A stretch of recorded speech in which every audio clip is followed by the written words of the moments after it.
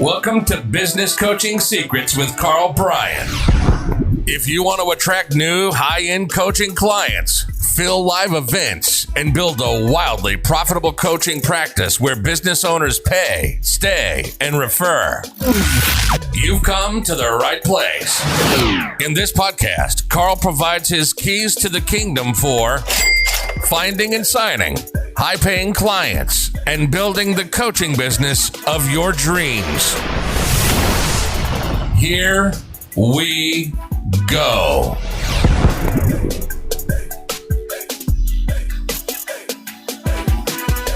Hey, everybody. Welcome to another episode of Business Coaching Secrets with your boy Road Dogg and, of course, the main man, the Ichiban, the wizard of all business coaches, himself, King Karl Bryan. How you doing, Road Dogg? That would have made a lot more, if anyone's wondering why the hell is he laughing, but that would have made a lot more sense if they were in on the pre-show. But in the pre-show, you got to be one of our clients. It's all about building the mystery for our main podcast listeners to just go, what do these guys even talk about before this show? But there you go. That is it. For that stuff. So what's going on with you, big fella? That's good. Not too much, buddy. Not too much. You know, just hanging out here, bud. Working away, doing our thing. You know, ready for this. Looking forward to some questions. Getting railed by the Road Dogg. That sounds horrible, bud. You may want to rephrase. Okay, that's real. Oh, God. Oh, my God. Can we start the recording again? This is going horribly. All right, dude. Over to you, man. I'm going to stop talking. Before we dive into, Louise, before we dive into questions, this is ridiculous. This is off the rails real quick. By the way, everybody, I'm just going to say, we typically say this before the pre-show. If you're looking for a tuxedo, like sort of a podcast in terms of education, you're going to get the education, but you're not going to get it in a tuxedo. You're going to get it in a Canadian tuxedo, and we're going to have some laughs along the way. So just be forewarned of what this episode is. But hey, listen, man, before we get started, last week's episode, we finished talking about mental models. Do you remember that? Yep, I do, buddy. I do. It was just because we were diving in and you were ready to go off, and it would have been like another 30 minutes. I just want to make sure that we kind of finish up on that, that thought. So can you explain sort of to us and give us some examples of exactly what you mean when we're talking about mental models? Okay. Cool. For sure. Let's do it. And by the way, this isn't what I mean by mental models. Look, this is something that you guys want to take away, or at least I think you should. A mental model, it's an explanation of how something works, right? So if you were taking notes right now and you're going to write something down, I would just put, in quotes, how something works. And effectively, that's what you get. Like if something has a worldwide view, then basically that would be a mental model, right? And I think it'd be fair to say that like the average person doesn't do the greatest job of running their life, right? I don't know if everyone shares that with me, but I would say that would be pretty darn close. So understanding mental models would be a way of like understanding life, understanding your life more to the point, right? And why things happen the way that they do, right? Or the alternative of that is having things happen and then have it remain a mystery for you, right? So think of it as let's go to like a math formula, right? What's a good math formula? Speed equals, thinking about the math class, distance over time, right? So speed equals distance over time. So when you see a car go ripping by, you don't sit there and work out the formula. You just, in your mind, you see that somebody just covered a very long distance in a very short period of time. And you think to yourself, wow, that guy or gal is really going fast, right? So that would be like a real simple kind of math equation. So the equivalent of that could be, say, supply versus demand, right? Universal black and white, universal principle, not so much a black and white concept, right? Because there's some adjustments that need to, be made on the fly. But understanding it's going to help you understand how the economy works, right? So like when something is in short supply, let's use an example of organic food is going to be in less supply than non-organic food, right? It's pretty obvious. So you if you see an organic green sticker on the bananas, you automatically know that it's going to be more expensive, right? And you're okay with it. And Road Dog, you're okay with it. I'm okay with it. Like everybody's okay with it, right? The guy who owns the grocery store is okay with the fact that, you've got organic bananas and he's going to have to spend a little bit more on it. So that would be an example. And then the nuance is that how much more expensive can you make them before they'll drop off, right? So supply and demand is a universal principle, but where the gray comes in is being able to manage that, right? Like in terms of at what stage does your price, drop sales so that it no longer makes sense, right?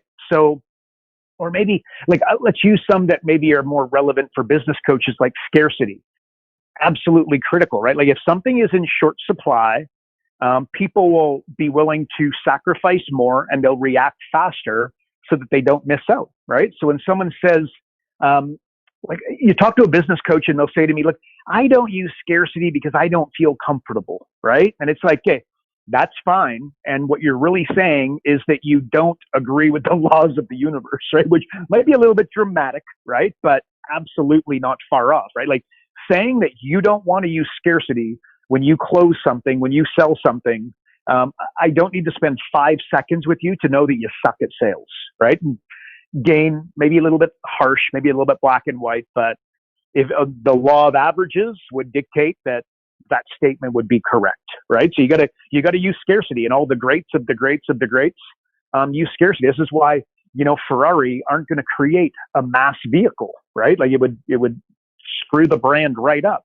Porsche's the same, Lamborghini's the same, etc. So these laws are at play in and around you, but just thinking that a Ferrari's more expensive because it's more expensive is not a good way to approach it, right? Or maybe like the rule of reciprocity again. So this is an example of a mental model, right? So like if somebody does good for you, you'll do something in return, right? Like somebody sends you a Christmas card on December 1st. There's a ridiculously good chance between the 1st and the 25th that you're going to get a Christmas card and send it back, right? Like when I was selling coaching, basically I would do live events, right? Like why? I put on a heck of a show. Remember like at the beginning of this podcast, Road Dog, you mentioned like we're not the tuxedo guys. We're here to be, hopefully educational, right? Providing value to people. So educational ultimately is the value that you derive when you attend this. But we also try to be a little bit entertaining, right? I think sometimes we do a bang up job and other times we don't. But that is what I would do. So when I did an event, I knew that I didn't want to just bring you to educate you. I wanted to bring you to entertain you, right? So if I was going to entertain you, would there be music or no music? Yes, on the music. Would the music be a little bit louder, like not Van Halen pumping, but like would the volume be up a little bit? And the answer is yes. Am I going to have elevator music or am I going to have top 40 or, like good music that my audience would enjoy?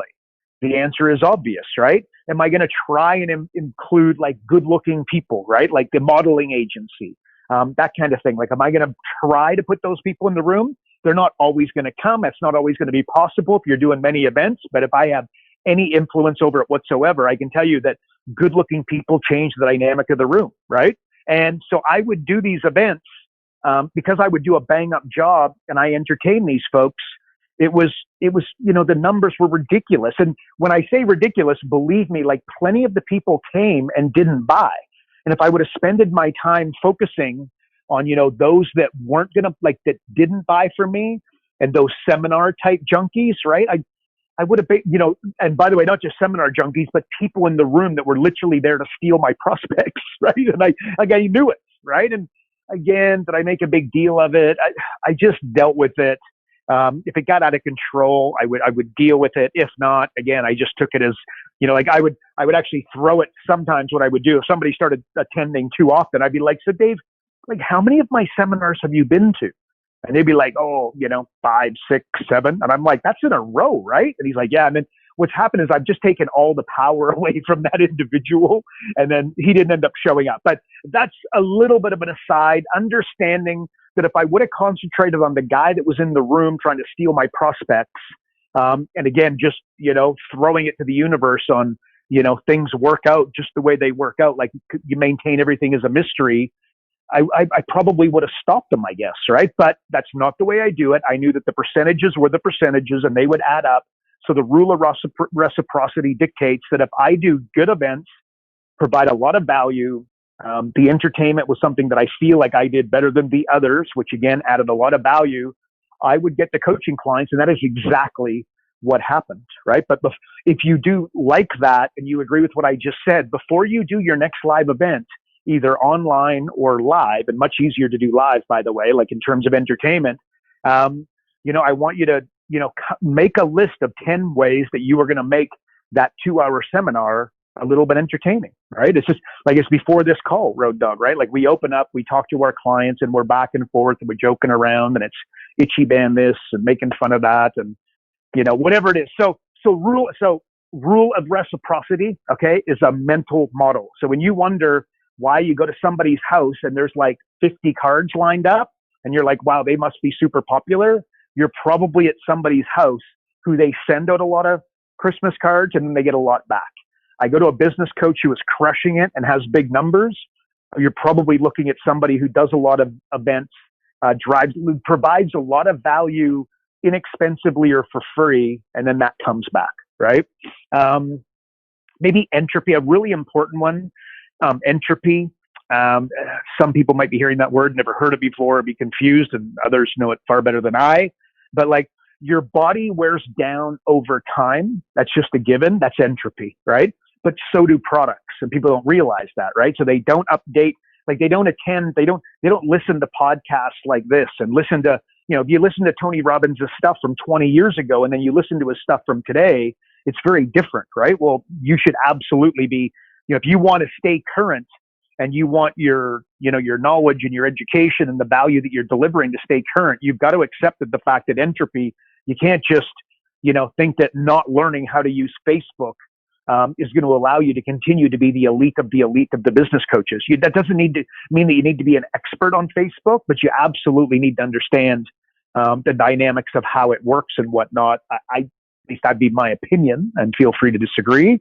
Again, this stuff isn't black and white. This stuff is gray, but entropy dictates that things wear down over time, right? Like, we just gave our membership site, we call it the ELMS, right? E-learning marketing system. We just gave it a complete new Facebook. We updated every single video. We introduced like a new look and feel, created like these 8 trainings on financials, because my personal mastery, if you've listened to this podcast for a long period of time, that my own personal mastery dictated that I needed to learn small business finance and accounting, because it was just something that, frankly, I just didn't get. And I, learned that at a pretty decent level, I would say. Well, we created these 8 videos through that process. I'm like, oh my gosh, like everybody needs to know this stuff. And if I'm totally honest with you, I'm blown away that I was able to manage the level of success I was able to manage, with my lack of understanding. I wasn't completely green to it. That's, I'd say versus the average. That's irrelevant. I knew that I needed to step that up big time, right? So I look at that now and I'm like, oh my God, every business owner needs to know this stuff. So we created these 8 videos that are literally bulletproof. Like it's roughly 1.5 hours of step-by-step education on finances, but not bullcrap accounting and debits and credits and stuff that are going to confuse you. It's like the key areas of financial documents that a business owner needs to know and a business coach needs to know in order to be able to help their clients at the absolute highest level, right? Well, we created that. We put it on our new system. Our clients sell it for, I think it's set at $9.97. They can charge whatever they want. They get all of the money. But that would be an example of where, we've had our system, it's been going, and it's like, well, entropy dictates that even if these, like the education, like I understand how to build what's an evergreen program, and an evergreen program dictates that I wouldn't say Facebook, I'm going to say social media, right? Because Facebook might go by the wayside. So rather than saying Facebook, right, I'm saying social media, but social media is here to stay, full stop, right? So those videos were all relevant, but at the end of the day, they needed a facelift. And it was, why did they need a facelift? Entropy, right? So I guess what I'm trying to get at is that knowing that, I mean, we're developing software at a pretty decent clip right now. Just the reality is we developed the software and then sit our hands and stop improving it. It's just, I don't even need to explain further. We know what's going to happen. If Facebook were, resting on their laurels and still using the same software and the same Facebook that we had 10 years ago. And if you want an example of that, just look at groups and the dynamics. Like, you can create a group on Facebook, and some of the functionality back there just literally mind blowing. For a business owner looking to take advantage, but to leverage that Facebook group at the highest level. So this is stuff that they're working on all the time. So entropy, why do they do it? What's the deal? They understand entropy, and if they just sit on their hands, things are going to, wear down over time, much like your body. So that's a universal principle, right? Economies of scale. Road Dog, if you and I produce two things, you produce 100 of something and I produce 1,000,000 of something, my unit is going to go down dramatically. And the unit is going to go down with scale, right? Is basically the concept. And people get that, but I think understanding it as a mental model and a guide is hugely powerful. Game theory would be another one that comes to mind. Like, hey, my dad was a professional poker player, right? When I was growing up, played lots of poker. That was just something I was familiar with. I'm horrific at playing poker. Road Dog, you know that. I intentionally don't play the thing because I buy advertising, quite frankly, instead. But playing poker, if game theory didn't exist, that means that the mathematician who is in an advantage would basically crush everybody every single time, right? Game theory is that the action of the other players will dictate more about the outcome than the rules, than the draw of the cards, let's say, right? Or like game theory. When your wife gets pissed off at you because you don't take out the garbage, she's not really getting pissed off about you not taking out the garbage. There's something significantly further and deeper about it, right? Like, on Valentine's Day, you buy your wife flowers and she's unappreciative.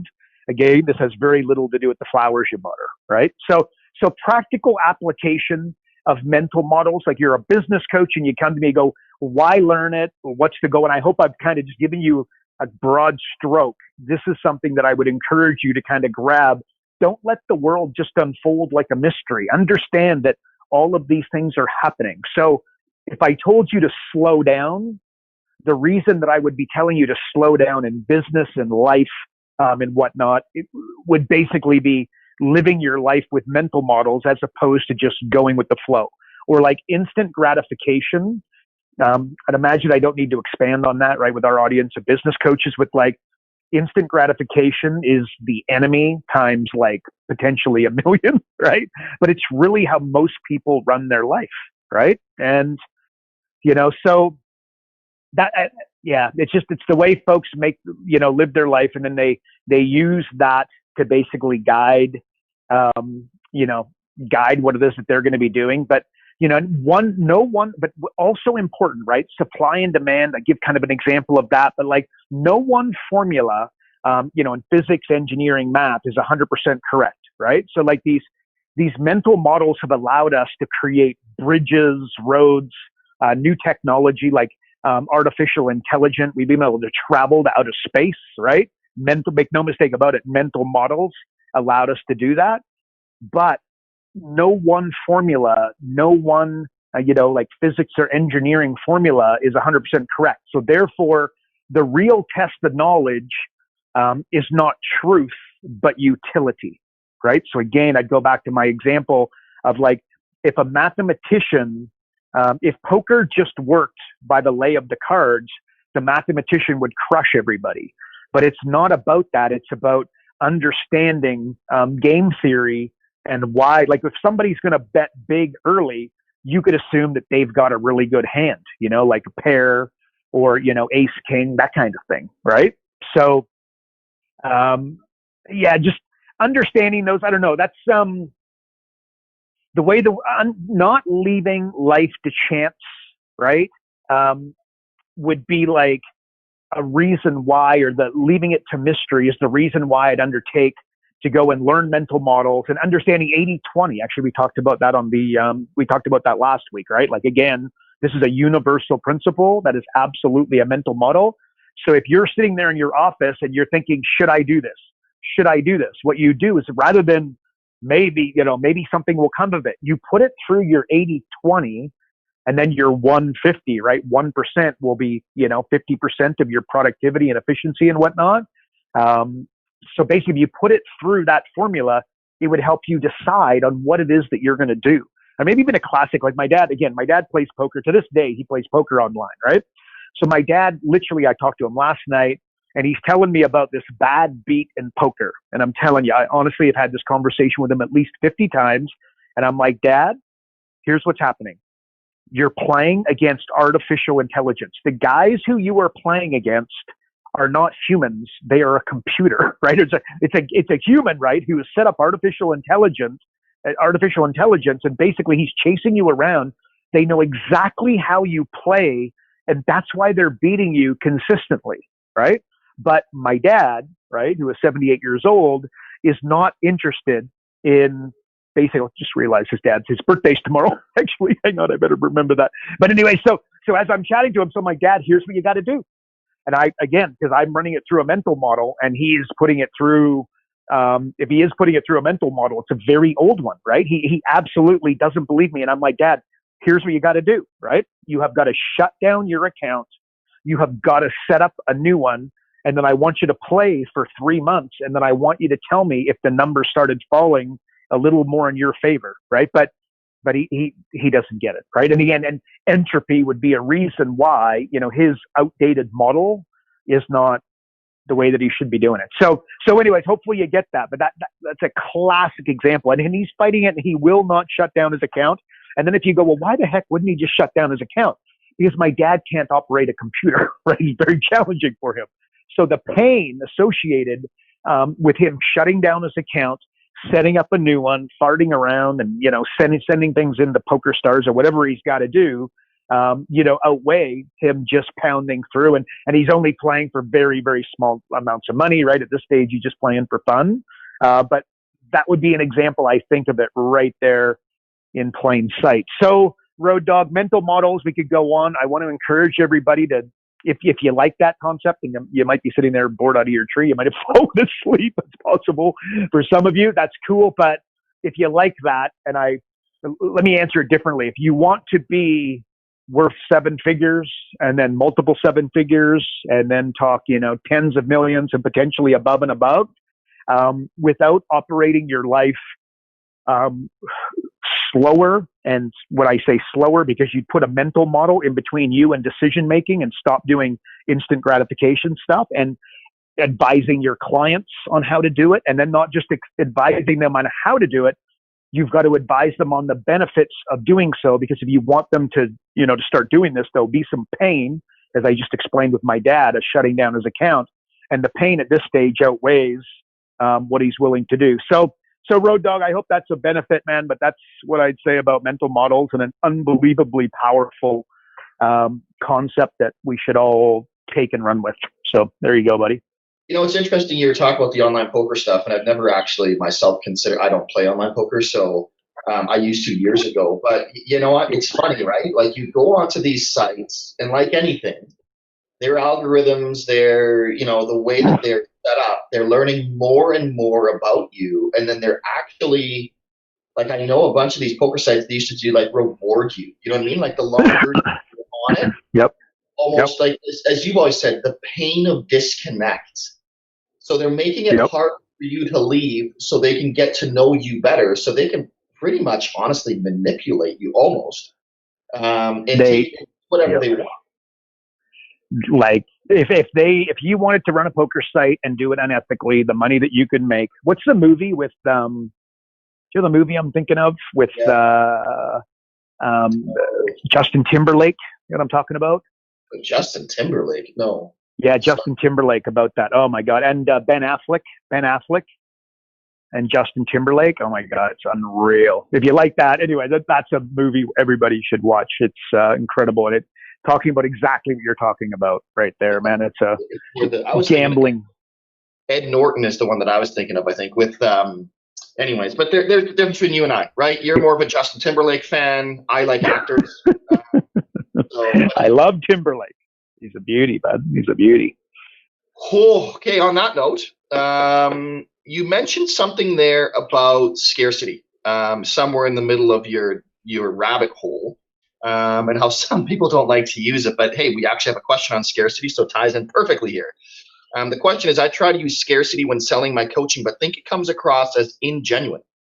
I Yep. know the importance, but it just doesn't work for me. Can you address that? Because I think this person is definitely not alone.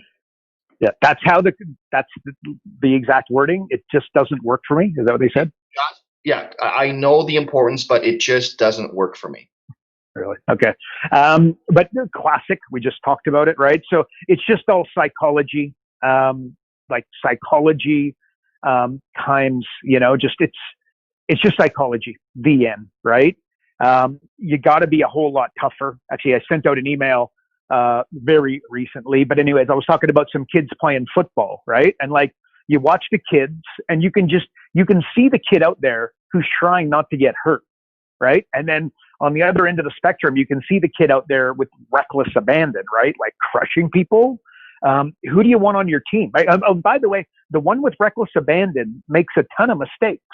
And then the other kid who's out there trying to not get hurt, he's never going to take a bad penalty. He's not going to punch anybody in the head, most definitely, right? Like he's just not that guy. But which one do you want on your team, right? And which one's going to go on to have a career, and which one's going to end up quitting and playing another sport, right? They're going to end up playing squash or tennis, right? It's like pain, and unless there's an attitude adjustment, which we've all seen that as well, right? Where the kid he was just growing into themselves and was lacking a little bit of confidence, and all of a sudden the right mentor or the right coach or whatever it was, kind of took him under his wing and then go. But that being said, unless there's a dramatic adjustment, we all know which one's going to, end up playing tennis and which one's going to go on to play college football and maybe above. Okay, what am I saying? And what I said in the email is you can see the same thing. You can see somebody farting around, online and with their emails. Like people ask I get the replies that I get. Anybody listening to this, if you follow my emails, you kind of know what I'm talking about. But I'll say some pretty outlandish stuff, right? Again, I'm not sitting here wondering, how can I get myself out of trouble, right? You're trying to be memorable. You're trying to be entertaining. And sometimes I have made some errors and I've got spanked on the bottom, right, by my wife and others because they're very disappointed in me, right? I made some errors, right? But I'm the guy out there with going, I think, right? You guys tell me, but I got my head out there and I'm willing to make some mistakes.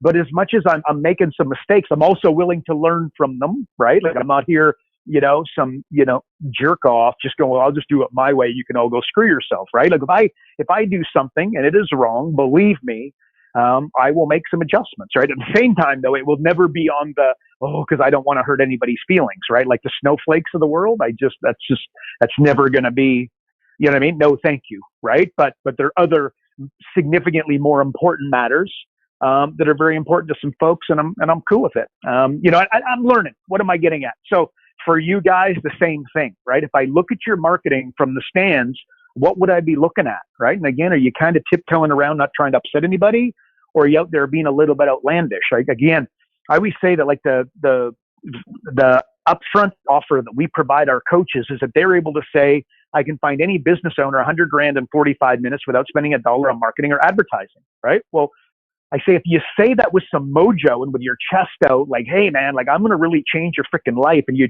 don't look at the person, but you look into their soul. Like, man, this is going to be the smartest decision you've ever made. Right. Well, if you say it with that oomph, you're going to crush it. If you say it like, I think I can find you $100,000. We actually, for a long time, we've just adjusted our training we had 10K training. And then we'd say, look, we're going to train you on how to find $100,000, but I know that there's a good chance you're starting out. You might be a little bit nervous about saying $100,000. So we get you to start with $10,000 and then work your way up as you become, more comfortable with it. Right. But again, if you can say, I can find you $100,000 in 45 minutes without spending $1 on marketing or advertising with some mojo, in a not just one-to-one, but you were able to stand up in front of a room and say it and look at them all. You know what I mean? Like look around the room and say, yeah, I just said that, right? Because believe me, they're going to be freaking impressed, right? And of course, we train our coaches on how to do that. Well, that's an example of somebody, running around with their head out, not worrying about because there'll be somebody in that room that goes, oh, that guy's full of crap. Yeah, I don't give a rat's backside, right? And by the way, I say, so look, take me to the test, right? Like, let's go right here. Everybody's listening. Everybody's watching. You want to be a hero? You want to be a hotshot? Like, challenge me, right? Like, I used to run an event where I guaranteed to solve any marketing problem on the spot. And don't think for us, and let's face it, you don't show up with some mojo, you got yourself some problems, because don't think just a bunch of lightweights were sitting in the crowd.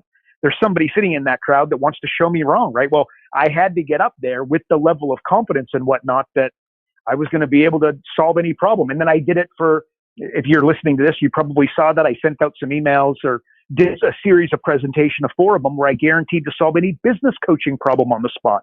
If you think that I started the first one and wasn't pooping my pants a little bit, like, whoo, because I saw the people that were registering, right? Like, I mean, there's some heavyweights in there that, some of these questions and whatnot could have, like, I'm sure I could have got stumped. I never did, but I tell you, that's not because, I absolutely could have, right? I'm not here trying to pretend like I know every single thing about business coaching and marketing and whatnot. You kidding me? Give me a break, right? But that being said, I'm very confident any question you would ask me, I'd either be able to turn it around, provide you value, or send you in the right direction or get back to you, what have you, right? But I went at it with the best of intentions that I was going to absolutely, change some lives and this thing was going to work. So, and I'm not in any way trying to beat my chest or say that, hey, look at me.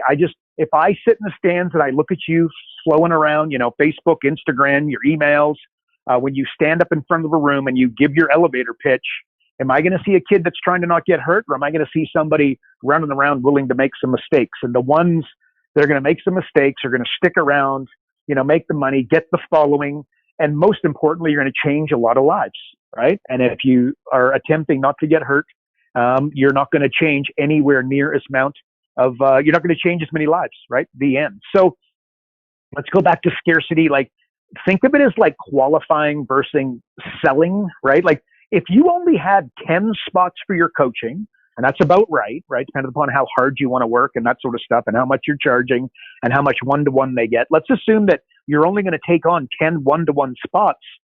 If you had 8 clients and you only had 2 more, I want you to think of how you'd position yourself, right? Like, you're just going to freely give those 2 spots out to lightweights? Like, it's not going to happen.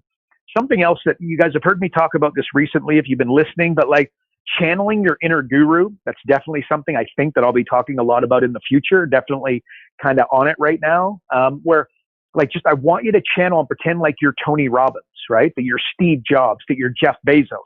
A huge mistake, and this is part of my current, like where I'm going, is that everybody wants to idolize Tim Ferriss. And look, Tim Ferriss is a very smart guy, right? But if I wanted to build a podcast, I'd follow Tim Ferriss. And if I wanted to build a company, Tim Ferriss has never built a company, right? And then there's Michael Gerber, right? Again, he's never built a company. So we talked about that a little last week, and I don't want to rail on specific individuals. That's not, if you want to write a killer book, that's, go read the E-Myth, right? So I could go on, but these guys, Steve Jobs, Jeff Bezos, built real companies, right? If you're a business coach, following Tony Robbins would make a lot of sense in a lot of ways, right? So anyway, what am I getting at? You're going to channel your inner guru, but let's make sure you're channeling an inner guru that is actually, I don't know, worthy is the right word, but the right inner guru, right? But the bottom line is that if you tried to get an appointment with Steve Jobs back in the day, or you tried to get onto Jeff Bezos's calendar, he's not just whipping that out freely, right? There's a very organic process that he would go through, to work out whether you were the right person to be speaking to, if your intentions were correct, if there was some suitability, and just naturally, organically, either the appointment would come to pass or it wouldn't, right? So, channeling that inner guru, I think that will help you with the whole scarcity thing. It's just positioning stuff. Like, you remember I said this in an email a while ago, I get some funny replies, but like, remember you're in university, you're in high school, maybe it's now, you're on the single scene, and you go to the bar and there's the guy or a series of guys in the middle of the dance floor, and they dance with all the girls, and the girls love them, and oh my God, and they're like, oh, cool. Well, you ever notice that those guys don't leave with those girls? Like, it doesn't, and of course there's anomalies. That's not what we do. We do percentages, right? Again, think mental model. Like, that's not going to happen. It's the guy standing by the bar, that's got a significantly better chance, by the bar, just standing there looking kind of cool with the right positioning, and he can't be sitting there like a lightweight. Better chance. Bottom line, that's just positioning. When you say your elevator pitch and you say it in a way with a little bit of mojo, Again, you want to be the guy standing by the bar looking cool, not the guy in the middle of the dance floor wondering, how many people he can dance with over the course of one night, right? I don't know. That's a horrible idea. But anyways, it's all positioning, but fear of missing out, use it. Scarcity, to say that scarcity is not something you want to use is to say that you don't want to use a universal principle. Said that earlier, right? Like, so it's kind of a silly to think that doesn't work for a specific individual. It's crazy, frankly. So I don't know, Road Dog. That's what I'd say, bud. What do you think? Okay, so I'm going to jump ahead a little bit here. What? Are you going to the? Okay. Your bar conversation sort of inspired me. I have my series of questions. I'm gonna jump ahead to the question of, do you believe in fake it till you make it? Because it seems to tie pretty darn well with what you're just talking about. You want to touch on that for a sec? Because obviously, Sure. with your stellar experience of bar dancing, I just figure this is sort of a shoe-in question. So what is it? Fake it. So do I believe in faking it till you make it? Is that it? Yeah. Yeah. Do I believe? Look, I tell you, I well and truly did it. But it's different though. So here's okay. So somebody says, someone will say to me, like, what should I do? Right? And it's like, you really want to be thinking, what do you want? Right? And like, are you going to be the business coach that's going to be a pretender? Are you going to stand the test of time? Right? That might be a better. So if you are the guy who's going to stand, or gal that's going to stand the test of time, legit, you will be here. You are going to create the programs. You are going to deliver. You are going to create 7-figure success stories. That I would say that future truth concept is kind of like a concept, right? And it's like, you're just talking about what's going to be, you're projecting what's going to be happening in the future, and you're talking about what's going to be happening in the future, right? So like, and then what are you talking about? I've talked about this, like when I hired a software engineer recently, it wasn't about how much money he could make and whatnot. I spent 90% of the conversation, it was back and forth, and I wanted to know more about them, and who has mentored you, who have you learned from, who are some of the people that you idolize and you look to for inspiration in your space. But really, I was explaining about where the company's going, the family atmosphere. We talked about the software. One day you're going to be proud to say that you're the guy that built this specific software. Like, that's what I was talking about. So if none of that comes to fruition, I would say that, faking it, quote unquote, until you make it, falls into that. But really, if you're legit and you're going to follow through, and you're the one that's not going to, hit a little speed bump and then, oh my God, like the kid playing football that didn't want to get hurt. Next thing you know, he's playing tennis or squash, right? Non-contact type stuff. Then yeah, I guess you're faking it. You're kind of, that's not something I would recommend. But if you're going to get there, and when I say, what do you want, not what do you do, like you're like, picturing a very big vision for yourself and for your clients and the results, I wouldn't, I would be all about it, but I would look at it. So I'd fake it till you make it. I think that just the word, fake it, automatically puts folks into, oh my God, like he's wearing the flashy suit and he's selling something he's not going to deliver, or she's not going to deliver. I think looking at differently is a future truth concept. Like, you're painting a picture for the future. Like when I speak to folks, we've got 900 coaches around the world working with us. If you have like an in-depth conversation with me about where we're going, I'd be amazed at that conversation if I don't tell you that we're going to 5,000, because I've said it over. If I haven't said it 1,000, I've said it 10,000 times, because I say it like every single day. Why? Because that's what's happening. But if we don't actually get there, did I fake it till I made it? I don't know. Maybe, but really what I'm doing is I absolutely be that to the truth. I've said it out publicly different times. I'm saying it right here. So we're all going to know, but I'm not pretending like that's going to happen tomorrow. Because again, how we are very different, or at least we try to be very different. We're building the company is we're kind of the tortoise and not the hare. And we're building really solid foundations, right? Like, we've got some partners in play. And, some of the conversations I have with them is just, how many clients can I send you in 30 days? And I always put a governor on them, right? I'm like, look, this is the number. And then they're like, well, why? That doesn't make any sense. And I just explain to them that, concrete foundation is what we're building. We are not interested in, we're not here to conquer the world in 30 days. Like, we're going to be around in 10 years time. We are still going to be standing. In my opinion, we're going to be the only game in town for business coaching. And yeah, I'm saying that publicly. And then somebody hears that and they go, oh my God, this guy's, what an arrogant jerk off, whatever. That's fine. But if that's actually what we do, and that's actually what I've set out, all I'm really doing is explaining to you about the future, right? That's a future truth concept. So that's how I would answer that one. So I think somebody asking this question needs permission to play a bigger game. Might be answered differently, and I give you permission. Go fake it till you make it. Just don't be a pretender. Don't be another statistic. Don't be the lightweight. Right? That's just, remember, the world is just a mirror. What you give out, you get back. So project something really big and then commit to it, right? And stop every time you get hit and you get a little scratch, you know what I mean? Like the kid playing football, getting injured, making more of a big deal out of it. I remember wiping out when I was a kid in BMX. And I basically lied. I was like, oh my God, my dad, my family thought I died, right? I was like, oh my God, but it was a bad crash. But at the end of the day, I was able to make the next race and keep going. And my dad's determination was that I wasn't as hurt as I was more scared than I was hurt. And my dad and maybe this is a little bit rough, and for the snowflakes definitely won't like this, but my dad was not overly pleased with me. My dad wasn't some horrific hard ass. He wasn't that guy, but he was, he wasn't a snowflake. That's most definitely not. But he wasn't impressed, right? And he let me know. He's like, that was a big charade, and they had to stop all the races, and everybody was delayed. And it's because you were scared, which is fine, and you were scared. But let's just make sure that we don't make a habit of this kind of thing. Where I think the big message, as I look back and I'm talking it through, is that my dad wasn't interested, in me getting injured to get attention. You know what I mean? That's just not going to happen.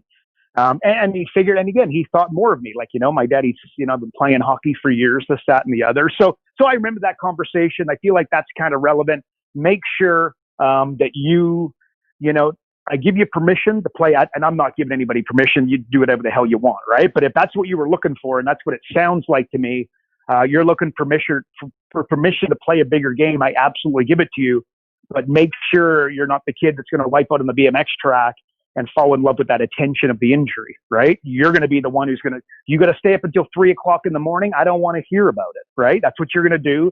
And poor baby, you're only going to get 3 hours of sleep tonight instead of your 9-hour beauty sleep. Like, that's what success looks like, right? It's freaking hard. You talk to somebody who's made it in business coaching. There's a million other ways to make an easier buck short term. I'll tell you that right here, right now. But I don't think there's a more rewarding way. And I don't think, if you look long term, remember instant gratification over the long term, I don't think there's many careers as awesome as business coaching, in that you can do this forever, right? You go to me like, why should I push through, and why should I make less money in 12 months than I could doing something else? Like, how would you sell it to me? How would you encourage me? Why would you encourage me to go into business coaching?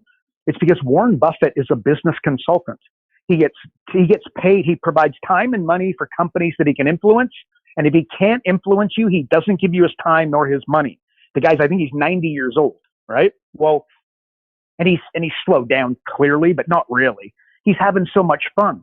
So and yes, he gets paid differently than we do, right? Blah, blah, blah, blah, blah. Forget that. Just trust me on this one. Warren Buffett is a business consultant, and basically at 90 years old, he's going strong. So what that means is you'll make more money maybe in 1 to 3 years, but over the long haul, let's assume over a 10, 20, 30-year career, there's not many industries where you can make as much money. Not to mention what you learn. Remember, there's 3 ways to make money. There's real estate, stocks, and business. That's it. The end. Okay. Somebody says, oh, but somebody wins the lottery. The lottery is a business. Okay. You went and paid $2 and then you won 2 million. That was just an unbelievable return on investment. That was business all day long. Right.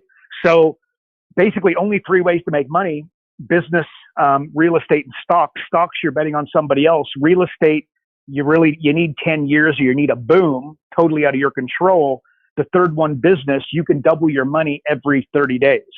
Right. So I've got a godson. He's 16 years old. I'm teaching him, we're going through some stuff about, building a company. And I'm like, man, you got to learn, number one, you got to learn sales. and you got to learn. Well, no, it's not. It's name's Wasey. Wasey, do you want to be rich? The answer is yes. Okay. The answer is yes. Then guess what? Stocks, real estate. Which one am I going to teach him? I'm going to teach him business all day long and twice on Sunday. Am I going to tell him to go to university and get a degree and become a nurse or become a doctor? The answer is no, unless that's what he wants, but that's not what he wants, right? Very clearly, very definitively, he wants to, he wants to be financially well off for some other reasons in a deeper conversation. I'm teaching him business. So, okay, why that waffle? Is that as a business coach, you get paid by your clients to get a business degree. You get the equivalent of an MBA. If you're really working hard, you can get the equivalent of an MBA every quarter, right? Just again, but you got to be the person that's going to stay up until 3 a.m. and do the hard work. So a little bit of rabbit hole there, Road Dog. Bottom line, that's, becoming a business coach is something that I could not recommend highly enough. But if somebody, but you've got to push your chest out a little bit, right? When I say that, I mean, like, think confidence, think Michael Jordan walking onto a basketball court. There's a level of confidence within him when you watch his, film back in the years. You can't duplicate that. It's just like he owned that freaking court. Win or lose, he owned the freaking thing. And he's the guy who would stay up until 3 o'clock in the morning or wake up at 5 and do the extra training and the hard work and sweat in the gym in order to get those results. So anyways, buddy, that's my fake it till you make it. Yeah, look, I think absolutely, as long as you're going to stand the test of time, and it's well and truly worth standing the test of time, because the money that you can make as a business consultant via what it teaches you, and again, you can double your money every 30 days in business if you know what you're doing, is an undertaking that I could never recommend highly enough. So there you go, Road Dog. What do you think of that answer, bud? And learn to take a bad beat. Yeah, that's it. Right, especially if you shot fall on the nose down on a BMX track, just get back up and lose to the guy. Yeah, exactly. Like the time when I got beat. Remember, we told the story one time. I got beat by a guy with one leg. So you want to know? See, I topped it, man. I was like, all right, I got beat by a guy with one leg. True story too, by the way. My dad, he laughed. At that point, that must have been like rock bottom for you. I just lost a bike race to a guy with one leg. And look at you. Honestly, man, it was pretty. I was like, yeah, that just happened. That's what's happening. Yeah, all good. And it's not like he didn't have like a fake leg or anything, man. He was wheeling around with one leg, man. It was quite the sight to see, man. The guy flew. I wasn't that bad, man. He was damn good. Anyways, whatever. We need to get that guy on here for like just a quick little interview. I think that'd be a lot of fun. Anyways, you know what? Oh yeah. Okay, go. What's close us out with sort of your one thing from today that our listeners can take and implement to their business today? One, I just like you started with it, but mental models. Just stop living your life like everything is just a big mystery, and guiding your clients so that they're not, running their life on just mystery. Slow down would be with the heavyweights. And again, there's people, this is a study that, again, I look, then it's like, well, who do I study? Charlie Munger is the OG of mental models. So Charlie Munger, who Warren Buffett's business partner for many, many years, like a, billionaire on steroids. That's the guy who teaches, that I would go, if you were to say, who would I go study under? And not that you can study under the guy, you just have to go read his stuff, which is hard work, but it is all out there. But that's an undertaking. Stop leaving stuff to chance and, having this mystery, and understand that, things don't happen by accident, right? Like it's huge. That topic, we could talk about it for weeks and months and years. And you just go on and on and on, and it would continue to, not lack any, the power would still be there the entire time. So I encourage everybody to go run with it. Folks that know much, much, much, much more about it than and apply it, by the way. Again, to sit here and pretend like I apply it so well would be gross exaggeration, but I'm learning. And again, my goal is personal mastery. I'm not competing with Road Dog. I'm not competing with you. I'm not competing with any Tony Robbins or Jay Abraham or anybody like that. I'm competing with me. And every single day, my goal is to get a little bit better, a little bit better, a little bit better, a little bit better, right? And I'm successful on days, and I'm highly unsuccessful on days, and I'm cool with it. But I will tell you, at the end of 10 years, think of compounding. Remember, I say, do you want 300 grand or do you want me to double a penny every day for 30 days? Almost everybody without a mental model would say, give me the 300 grand. They don't understand compounding. Well, you double a penny every 30 days. I don't know what it is, but it's like $5 million, right? So you would have done yourself out of, $4.7 million by accepting the 300 grand, right? So what am I saying? When I decide that I am going to improve every single day, I get at some stage, it becomes the compounding effect, right? And it's, and then if you understand 80-20, another mental model, if you've ever seen a graph and look it up, like just go 80-20 graph, you'll see like you get a hockey stick curve, right? So at some stage, everything that you learn starts to come together. Because when you learn one thing, like when you learn entropy and then you learn rule of reciprocity and then you learn game theory, when you bring the three of them together, you're freaking dangerous. Now you can really understand things. But to think that you're just going to learn it in one day and apply it tomorrow and then be like amazing, that's just not, that's day 3 of the doubling the penny, right? But you keep doing it, and you totally buy into it. And then how do you do that? Audios. It's never been easier than today. There are audios, there are videos. There's hopefully this podcast provides some value. There's lots of other folks out there, podcasts. There's a written word. I get a daily email. I call it one coaching thing because this is the reason, Dead Set Road, you know this, right? This is the reason why. It's like, why do I do a daily email? I just told you. Because I'm like, every day I wanted to improve. And I was like, I wonder if I could deliver that to anybody who was willing to follow me. We'll call that an audience.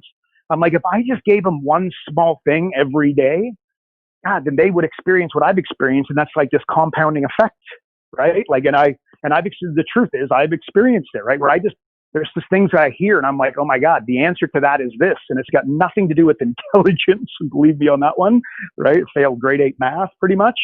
I just explained it. So I encourage you to take on that same, personal and self-mastery, and just every single day become a little bit better, and not just in business and in other areas of your life too. So Road Dog, that's my answer, man. A little bit long-winded, but mental models are freaking unbelievably powerful. Go learn them.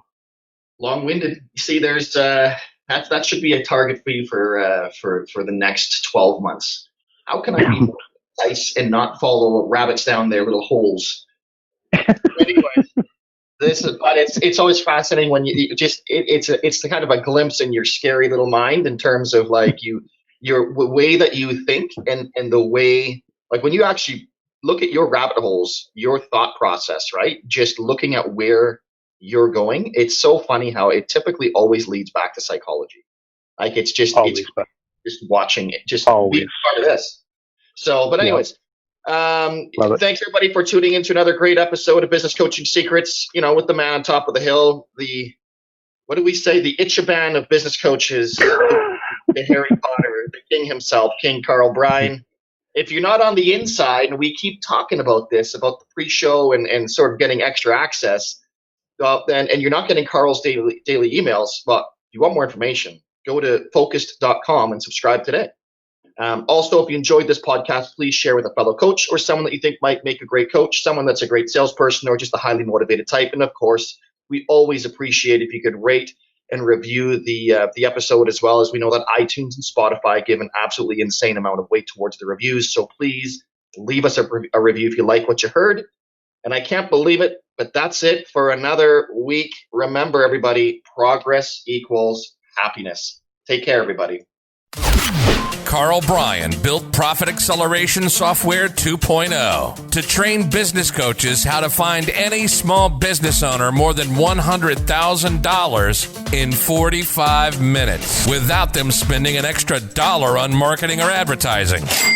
This becomes a business coach's superpower. So as a business coach, you'll never again have to worry about working with business owners that can't afford your high-end coaching fees. Check us out at focused.com.